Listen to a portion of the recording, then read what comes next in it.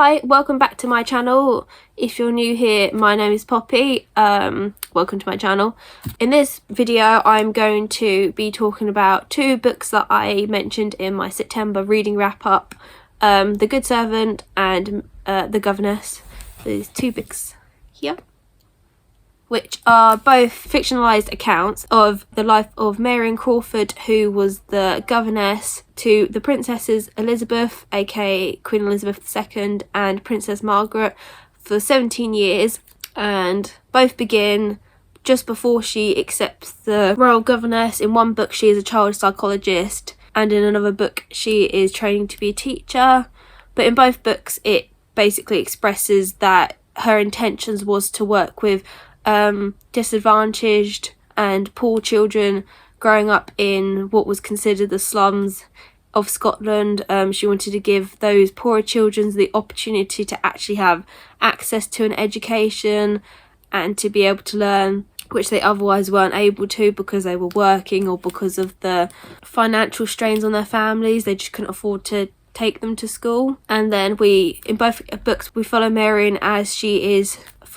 across those 17 years as governess to the princesses and what it was like working for the royal family during the 1930s all the way up to the 1950s, before she is formally dismissed because the princesses have grown up. Princess Elizabeth had just been married and Princess Margaret, I think, is about 17, so they're both young ladies at this point. The royal family no longer need her, so she is formally dismissed, but for her years of service she is given a cottage on royal property which was called the Nottingham Cottage. She was given a pension from the royal family and an honorary title / medal called the CVO, and then we follow her a few years living there. So after she's given those, we follow her life a year or two after that before tragedy strikes Marion's life. She publishes, I say she, but it's in these two books contest that, and I think recently by royal biographers it is contested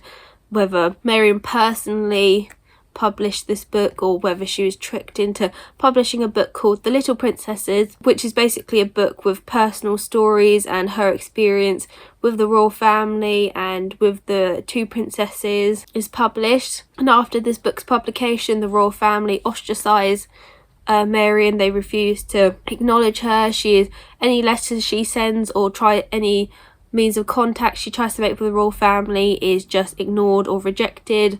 And I think actually from what I've read, a lot of royal biographies and books about the royal family completely eradicated Marion from history. She didn't exist, or if she was acknowledged, it was simple sentences saying she was the governess for a few years, and because of a silly mistake of publishing a book, the royal family stopped talking to her. So ultimately, despite dedicating the best years of her life to the royal family, she is basically ignored and treated quite sadly, to be honest. So she has quite a tragic end to her life all the way up to her death, where even then the royal family didn't acknowledge her by sending anything to her funeral, such as flowers or anything. So yeah, ultimately she had actually a very sad life despite being such an important person in royal history. So that's what loosely the books are about. In The Good Servant by Fern Britton, she is portrayed as a clever individual who at times is shy and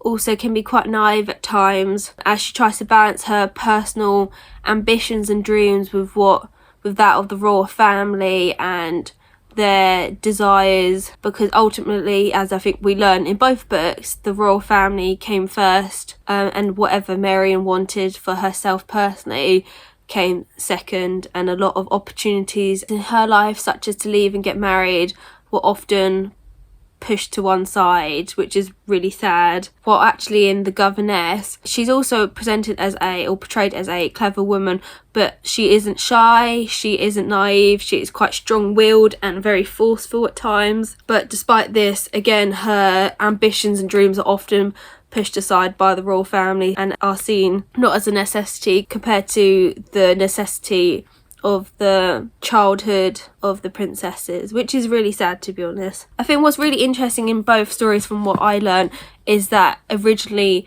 the governess role that she accepted, which lasted for 17 years, was only meant to be a short time kind of stint. She was only meant to do it for a summer position. In both books, it was just simply to get experience working with younger children, and what ultimately resulted in a lifelong career because the Queen persuaded her to stay on longer, which I thought was quite interesting. These books, even though these books tell the story of the same woman, aka Marion Crawford, or as she was nicknamed by the royal family, Crawfie, I think they are completely two different books, because the Governess focused much more heavily on the politics of the time and themes such as class. You learn a great deal of the kind of increase in popularity in communism during the time, especially actually in England, which I thought was quite interesting, and the comparisons between what it was like as a working class individual in Britain during the 1930s and 40s compared to the aristocracy and the elite. We learn about the high employment rates during the 1930s and the hunger strikes, and we also learn about the strong anti-monarchy sentiment during this period, because a lot of people were going without food and struggling financially. So there's that kind of modern idea that if people are struggling, why do we need the monarchy? It's something I think that still exists, very much exists today, that kind of anti-monarchy sentiment, and that we're living in modern times, and the monarchy is an outdated institution that shouldn't be living in modern times, which I think is quite interesting, because I think that's a interesting topic to debate about. And it also touches on feminism and this idea that in the 1930s women were becoming working individuals. They were going out to make careers for themselves. They weren't just staying in the kitchen cooking, cleaning, looking after the children and the husband. They were going out making their own marks on the world, you know, starting their own businesses. And in The Governess, Wendy Holden definitely presents Marion, aka Crawford, as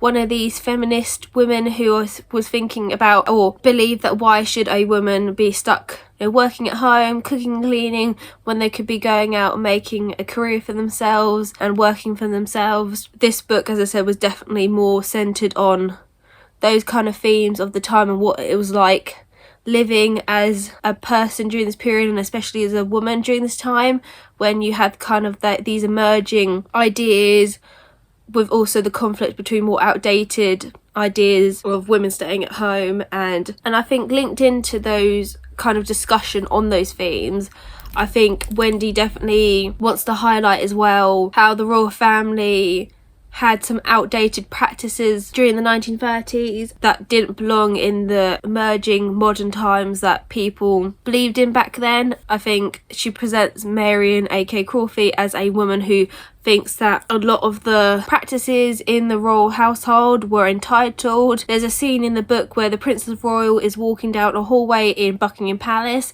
and all of the staff turn around to face the wall, apart from Marion. And Marion asked the butler, "Oh, why are you all turning around to face the wall for?" Just because the Princess Royal has just walked past. And the butler responds, "Because that is what you are meant to do. You are not meant to look at any member of the royal family in the eye as they walk past." And Marion is completely shocked, thinking we are living in the 1930s. These modern ideals and principles are coming to the forefront, and yet a outdated principle of not looking another person in the eye of such a high class is still being practiced. While compared to The Good Servant, Fern doesn't really discuss these issues at the time. She does touch upon how a lot of women don't want to just stay at home anymore. They want to go out and get jobs. But this emphasis on these themes of politics and gender politics and themes of class and political beliefs of the time aren't really touched upon, because the book is more focused on Marion as an individual, not the context of which she lived, of the time she lived in, which The Governess is more focused on. Also, another point I think would be quite interesting to talk about is both books as well touch upon, because obviously during this period in which both novels are set, touch upon the marriage of Wallis Simpson to the Prince of Wales and short-time King Edward VIII. Both books kind of present the polar opposite opinions and viewpoints on Wallis Simpson. In Fern Britton's book, she is presented as the evil, wicked woman who ensnared the Prince of Wales. She was horrible and selfish to everyone, and she only wanted to marry him because of his power and his money, and she is kind to no one in this book. So while she presented as the evil adulterer and evil villainess in Fern Britton's book, which some people obviously believe and argue to be the truth in royal biographies and books, in Wendy Holden's book, The Governess, Wallis Simpson is presented actually not as the evil adulterer, the wicked schemer who is trying to ensnare the Prince of Wales.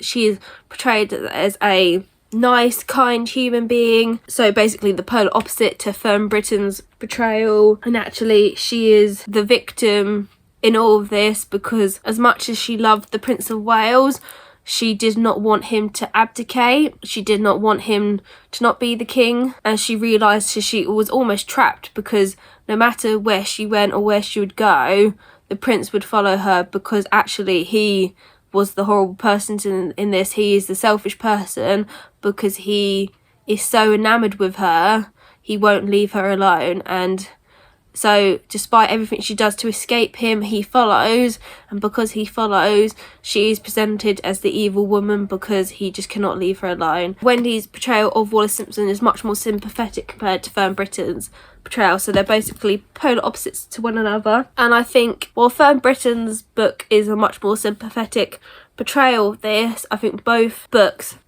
highlight that actually, in fact, the royal family is the firm, as I think like modern newspapers have dubbed them, that there is, when it comes to the royal family, there is no middle ground, there is no shades of grey. It is pure black and white when it comes to royal family. You are either in and supporting the royal family, or you are out and you're ignored by the royal family. And I think both books present this argument. Fern Britton's is much more less critical compared to Wendy Holden's, which I think is much more critical of the royal family and this kind of firm idea that if you're not in, you will be ignored, you will be stepped upon by them. And I think both books definitely going along with this idea that it's a firm presents Marion as being a trapped woman. She cannot leave, despite her wanting to leave, because she is seen as abandoning the firm, which she's often persuaded / like guiltily persuaded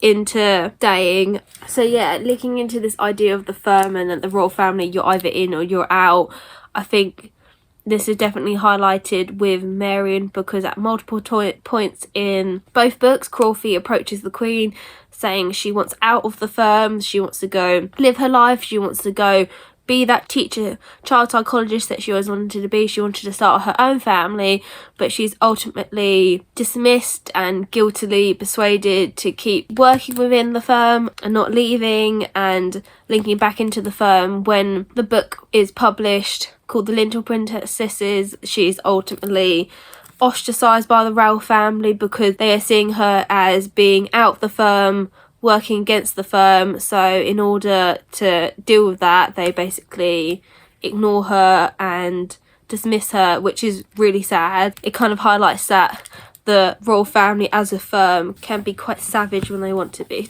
honest.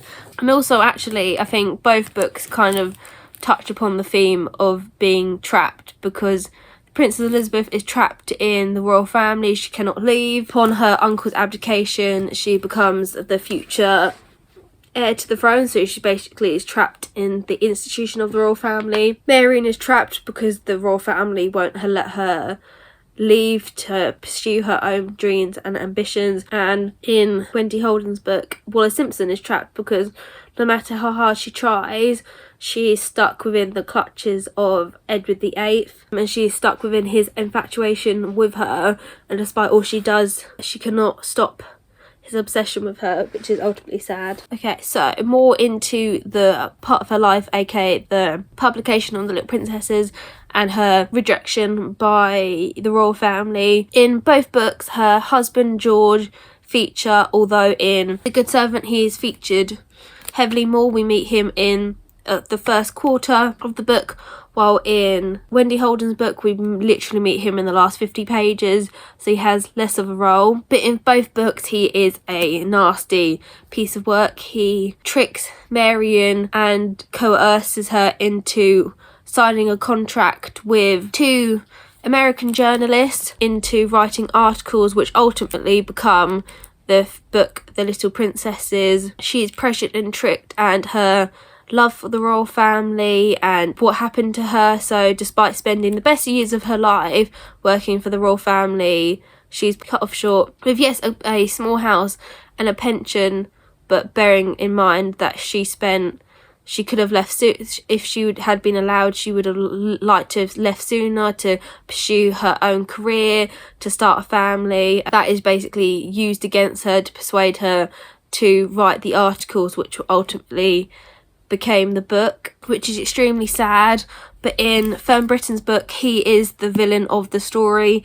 He presents himself as a loving husband, George, but ultimately as the book goes on, we learn actually that he is a greedy, selfish individual. He's physically and emotionally abusive to Marion. He pushes her into signing the contract with the American publishers and tricking her into agreeing to publish a book which she didn't even realise was what the contract was about. And after the royal family ostracise her and reject her, she's completely heartbroken and lives the rest of her life alone because her husband soon dies soon after. So in this book, Marion is the victim. She is tricked by her husband into ultimately writing a book which she didn't realise would result in the tragic outcome it did. On the book The Governess, although George does help trick her into writing the book The Little Princesses, while George kind of pushes her into signing the contract, she consciously does sign the contract and is aware that they're going to write a book called The Little Princesses about her story. But ultimately she's motivated because a Paris official was going to write the book, and Marion was hurt that despite spending years with the girls, the royal family didn't trust her enough to write the book herself. So she decides to write her own, in a way, to show what it was like for her experience and spending all those years working with the girls. And again, she didn't realise that it would ultimately end with her rejection from the royal family, that she didn't realise that any communications amongst them would stop, and that any letters, she said, would be effectively sent back because the royal family didn't want anything to do with her, because in their opinion she had effectively gone against them. In this book, while George is the victim, so unlike Fern Britton's book, instead of George being the villain of the story, it is actually in fact the royal family who are the villains, because they basically force her into this position where she's vulnerable to basically agree to writing the book. While one argues that the royal family is the villain and another book argues that her husband George is the villain, Marion is not the villain that she is presented as in old royal biographies. In fact, actually, as in recent royal biographies, Marion is actually the victim. She was badly treated by a royal family, both prior to the publication of the book and after. And it's kind of sad to think about, because she lived an amazing life. She got to work with the royal family. She got to teach the royal princesses and watch them grow up to be these amazing young women and spend the best years of her life from her 20s all the way up to her 40s helping the girls grow up and teaching them what's it like to live and actually be a child. So basically overall these both books argue that she's the victim of either her husband George or the royal family, and that despite actually living quite an amazing life and spending the best years of her life educating the princesses, she's basically badly treated by the royal family, and both arguably prior to and after the publication of the book The Little Princesses. So Marion, bless her heart, lived overall a really tragic and sad life, which is a shame because she witnessed significant periods of the history of the 20th century in England, the abdication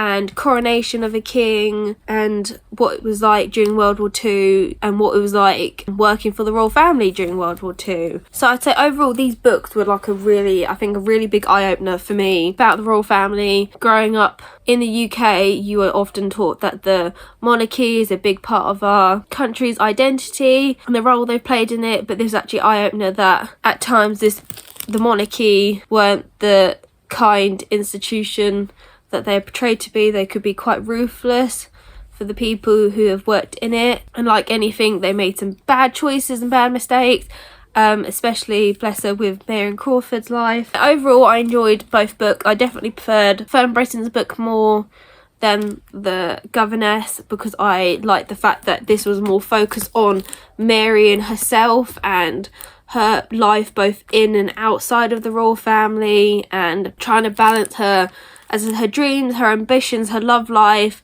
with working for an institution that effectively wouldn't let her go, wouldn't let her do her own things, wouldn't let her go out and, you know, have a love life, go out and have a life. Her life was the royal family and being the governess to the two princesses. She didn't have a life outside of that. While the Governess is more focused definitely on the themes and almost like a focus study of the politics of the period, both in terms of government and also in terms of as well social and gender, so feminism and class, and what it was like in England during the 1930s and 40s, are definitely more focused on the royal family as an institution, how during this time a lot of its policies were very outdated and they were very, very slow to eradicate or alter policies that actually reading them out you think they would be modernised, but like anything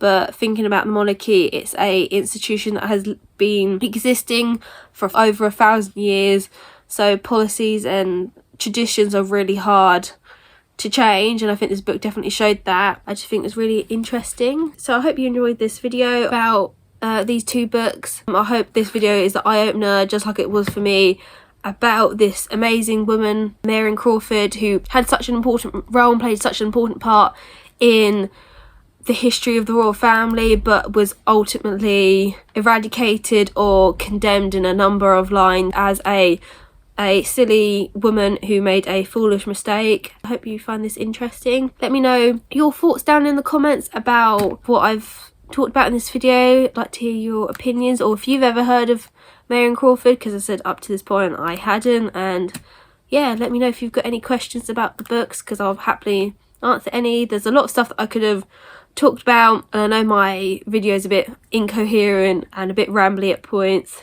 but there was so much that I could have talked about that I would have been here all day. Until the next time, I hope you guys take care of yourselves, and bye.